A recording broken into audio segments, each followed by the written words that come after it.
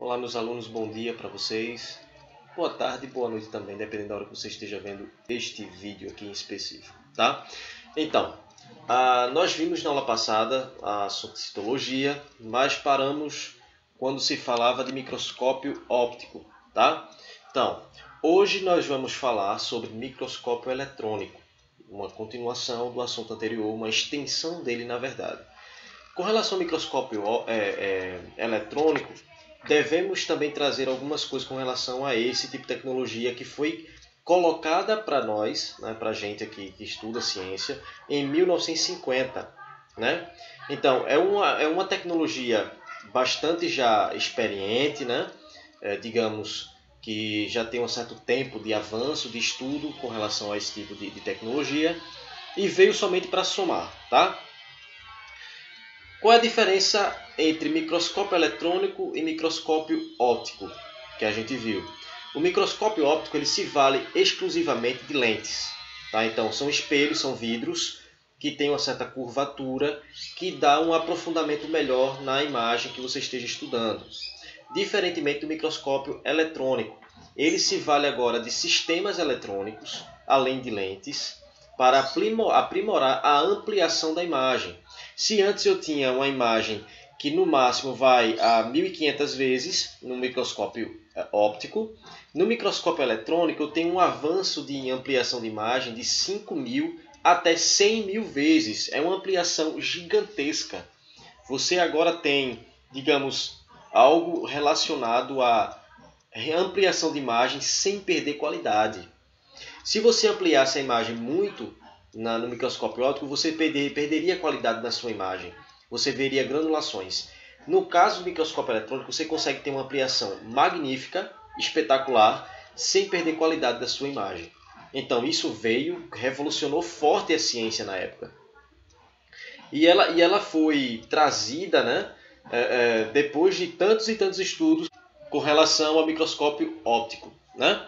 Então, a gente tem que trazer para vocês reinvenções, invenções e descobertas científicas. Não somente algo que foi deixado no passado. O presente também importa e o futuro também importará. É sempre bom deixar isso muito bem claro para vocês. Com relação ainda ao microscópio eletrônico, nós temos dois tipos deles. Tá? Temos o eletrônico de transmissão e o eletrônico de varredura. Existem diferenças com relação a esses dois microscópios eletrônicos. Tá? O microscópio eletrônico de transmissão ele traz uma tecnologia um pouco diferenciada, que é justamente através de um feixe de elétrons que sai do tubo, né, do microscópio, que vai penetrar a minha célula que eu estou estudando. Só que tem um problema. É justamente nessa questão do feixe de elétrons que está a diferença entre o de transmissão e o de varredura. No de transmissão, o feixe de elétrons ele vai passar na célula, vai invadir a célula, tá, e atravessar ela, só que ele é um ponto fixo de transmissão. Ele transmite o feixe de elétrons, mas ele não tem a capacidade de ser levado e conduzido. Esse feixe é fixo, ele não muda sua extensão, nem para eixos comuns, nem para eixos de rotação. Isso significa dizer o quê, propriamente dito? Eu tenho um ponto fixo e eu não consigo mudá-lo. É como se eu tivesse ali algo parado no tempo. Eu não tenho como mudar a rotação nem a translação desse feixe. Mas, por esse motivo, veio o de varredura. O de varredura eu consigo contornar a minha célula praticamente completo. Porque eu tenho como mudar agora tanto a translação quanto a rotação do meu eixo de elétrons. Essa é a diferença básica entre esses dois microscópios. Pelo fato de o feixe de elétrons se mover constantemente, eu consigo varrer a superfície e o interior da minha célula. Por isso leva-se o nome de varredura. É pelo fato de eu conseguir mover, transladar e rotacionar o meu feixe de elétrons. Não liguem para esses cachorros latindo, eles são assim o dia todo e fica difícil controlá-los. Tá? Mas voltando aqui, falando agora sobre técnicas para observar esse material, a minha célula, no caso, que é o meu material de estudo, no microscópio de eletrônico de varredura ou de transmissão, eu tenho essa técnica de amostragem de observação diferente da técnica de observação do microscópio óptico. O microscópio óptico tem-se uma técnica que foi falado no vídeo anterior. E aqui no eletrônico, tanto de transmissão quanto de varredura, eu tenho uma outra técnica, tá? As técnicas são dadas como fixação e inclusão ou corte com ultramicrótomo e coloração, tá? Tem uma coisa interessante aqui. Quando eu falo de fixação, eu falei também fixação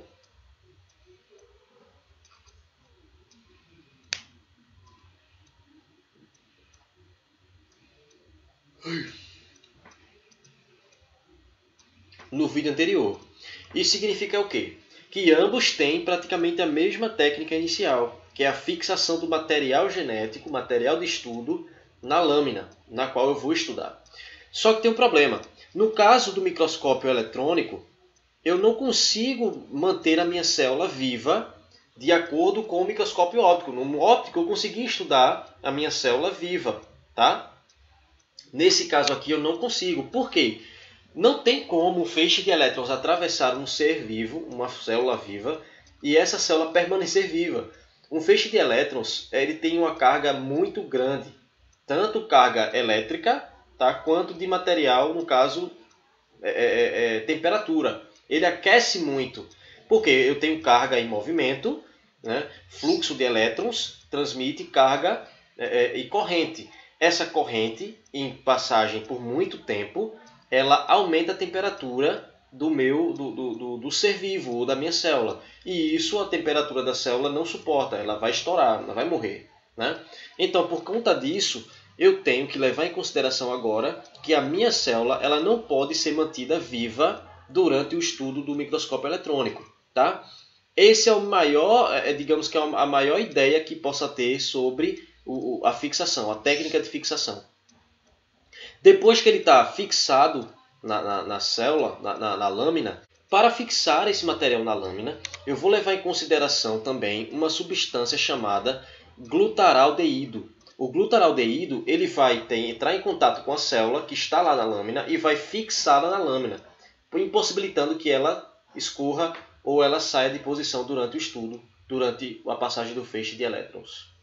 Mas o glutaraldeído ele só fixa proteínas, tá? Mas se eu quiser fixar também outro tipo de material, como por exemplo lipídios, eu tenho que usar o tetróxido de ósmio, que é um tipo de substância química que vai grudar, que vai segurar os lipídios. Já o glutaraldeído, ele vai segurar as proteínas da minha célula em estudo, tá certo? Tudo isso na lâmina. Depois que eu fixei o meu material na lâmina, eu vou levá-lo agora para a inclusão.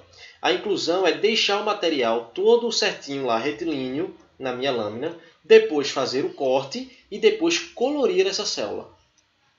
Mas vamos por parte. Primeiro, a inclusão. Para fazer a inclusão desse material na lâmina, né, eu preciso retirar primeiramente a água. Por quê? A água ela cria barreira e impede que meu feixe de elétrons penetre totalmente na célula. Então vai criar-se aí uma certa diferença de resultado se eu deixar o meu material com água. Para isso eu tenho que ressecá-lo. Eu vou levar numa estufa, tá? Aquecê-lo na estufa e retirar toda a sua água e deixá-lo ressecado. Depois dessa retirada da água, é que eu vou incluir ele na lâmina, tá? E depois no microscópio. Depois que eu incluo na lâmina, eu vou precisar fatiá-lo em finíssimas camadas. Por quê? Como eu falei para vocês, além da água impedir a passagem do feixe de elétrons, se o material for muito espesso, o feixe de elétrons não vai penetrar totalmente nessa célula e vai deixar resultados imprecisos. Além de fixá-lo, eu preciso retirar sua água e cortá-lo em finíssimas camadas. Esse é o procedimento de corte, tá? E agora nós temos a coloração. Para que serve a coloração, como eu falei para vocês no microscópio óptico?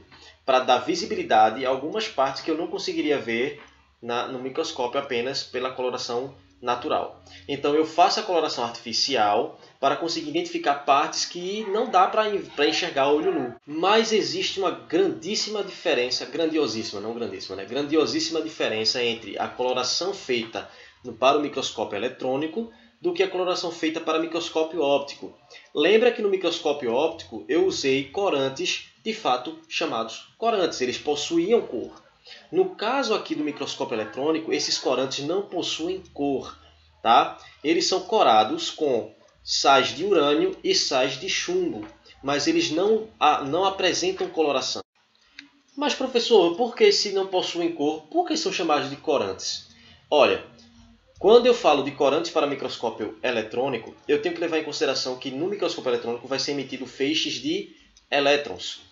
O corante do microscópio eletrônico vai favorecer que uma certa cavidade, um certo espaço delimitado da minha célula possua uma grande quantidade de densidade eletrônica. Nessa situação, o meu feixe de elétrons vai percorrer mais aquele espaço com maior densidade eletrônica, tá? Ou vai percorrer menos o que possui menos densidade eletrônica. Então, é um corante que não é corante. Mas ele facilita a densidade eletrônica ser maior ou menor em um certo determinado espaço da célula, tá? Então, esqueça esse corante para microscópio eletrônico como o corante que a gente viu no microscópio óptico. São corantes diferentes, tá? No seu conceito de cor. Tá? É bom deixar isso bem claro para vocês. Bom, já que já sabemos tudo sobre microscópio óptico, tudo sobre microscópio eletrônico, nós podemos agora aprofundar nosso conhecimento a algo chamado interior da célula. Tá? Por que eu não poderia falar do interior da célula antes de falar sobre microscópio? Ora, o interior da célula só foi descoberto depois que o microscópio chegou onde chegou, onde a gente agora tem uma tecnologia tão avançada que eu consigo ver, ampliar mais de 100 mil vezes a minha imagem. Então, é a partir do estudo do microscópio que eu consigo expandir o meu conhecimento agora para o interior da célula. Antes com o microscópio óptico, eu só conseguiria ver a parte mais plana da célula, a parte exterior. Né? Tudo que circundava a parte exterior da célula eu conseguia enxergar, mas o interior dela não. Foi possível estudar o interior da célula viva com a chegada do microscópio eletrônico, onde eu conseguiria ampliar mais de 100 mil vezes a minha imagem. Para isso, eu preciso agora fazer um certo detalhe aqui. Vou colocar para vocês a imagem de como é o microscópio eletrônico, tanto de transmissão quanto de varredura.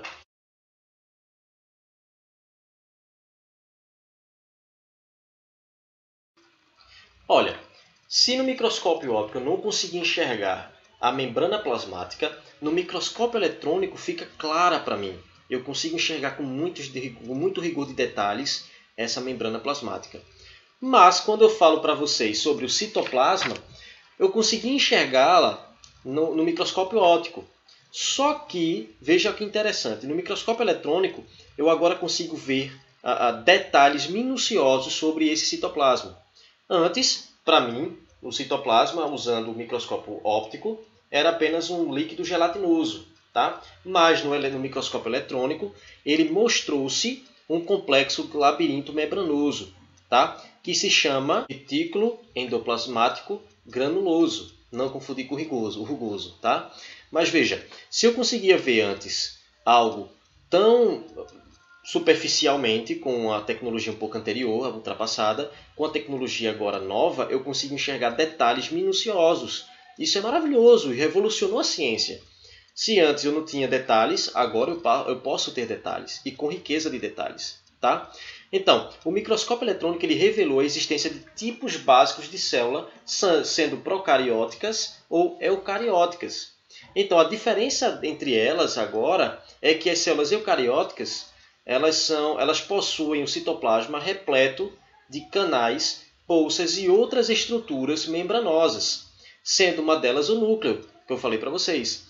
Já as células procarióticas, elas são mais simples que as eucarióticas. Tá? Isso a gente já tinha visto e definido há uns vídeos atrás. Tá? Logo no início, quando eu comecei a falar para vocês sobre a célula. Tá?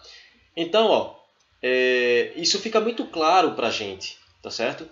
Uma tecnologia tão boa, tão nova e revolucionária, iria, claro, trazer para mim benefícios absurdos. Inclusive, o estudo detalhado da célula. Então, a gente acabou de falar falando agora da célula eucariótica, tá?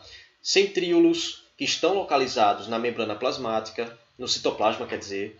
Temos o retículo endoplasmático granuloso, temos o núcleo, temos o complexo de Golgi, temos a carioteca, nucleolo, temos a mitocôndria, lisossomo. A gente vai ver cada um desses componentes com detalhes daqui a pouquinho, no próximo vídeo. Agora não, aqui a gente só está entendendo como foi que a gente conseguiu enxergá-los através da chegada do microscópio eletrônico de varredura e também do microscópio eletrônico de transmissão.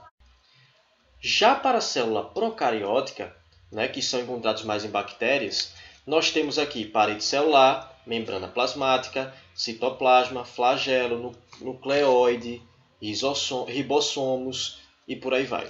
Nós, como eu falei para vocês, tanto para a célula eucariótica que eu falei antes, que são encontradas em animais, nós vamos também ver riquezas de detalhes em cada material desse citado para a célula procariótica, que são encontrados geralmente em bactérias. Tudo isso no próximo vídeo, não se afobem agora. Agora é somente entender como foi que como a gente conseguiu descobrir cada um desses componentes. Mas professor, como é que eu consigo estudar uma célula com tanta riqueza de detalhe? Primeiro, a gente tem que estudar essa célula levando em consideração que quando a gente retira, por exemplo, uma célula do sangue, que a pessoa é hemácia, ela vem muito úmida. Então a gente tem que separar a parte do plasma da parte de condensado, do precipitado, do que a gente precisa estudar. Então como é que a gente faz isso? A gente mistura, pega todo o apurado celular que a gente retirou da pessoa, coloca no tubo de ensaio, tá, próprio de centrífuga e leva para uma centrífuga. Nessa centrífuga a gente vai separar o sobrenadante, que é o líquido, tá, do corpo de fundo, do centrifugado, digamos assim. Então, a gente vai separar a parte mais densa da parte menos densa, certo? Então, o líquido que sobra, que é o chamado sobrenadante, ele é retirado, que para a gente não vai importar o sobrenadante agora, e a gente só vai querer o condensado de material, que ficou lá no fundo precipitado do tubo de ensaio. A gente pega esse fundo e agora vai fazer estudar a questão da fixação, né, que eu falei para vocês. O corte, tirar a água, deixar colorido, quer dizer. Então, tudo isso são etapas que a gente faz depois de centrifugar o material celular. Pois bem, pessoal, esse vídeo foi um pouco mais curto, porque era uma continuação de um assunto já abordado anteriormente por mim aqui para vocês. Então, eu preciso que vocês estudem, tá? Porque quando as aulas retornarem ao seu estado natural, normal, a gente vai fazer um apurado geral do que foi estudado aqui, e para isso eu preciso que vocês entendam o conteúdo. Não adianta eu estar passando aqui fazendo vídeo para vocês estudarem se vocês não pegam em casa. Então é algo que fica um trabalho em vão, inútil. Tá? Vocês têm o livro, vocês têm a possibilidade de estudar na internet, alguns de vocês têm essa possibilidade de pegar vídeo lá no YouTube, baixar material na internet, PDF e por aí vai. Tá? Então fica meu conselho para vocês, não deixem de estudar. Por favor. Até a próxima aula, fiquem comigo. Tchau!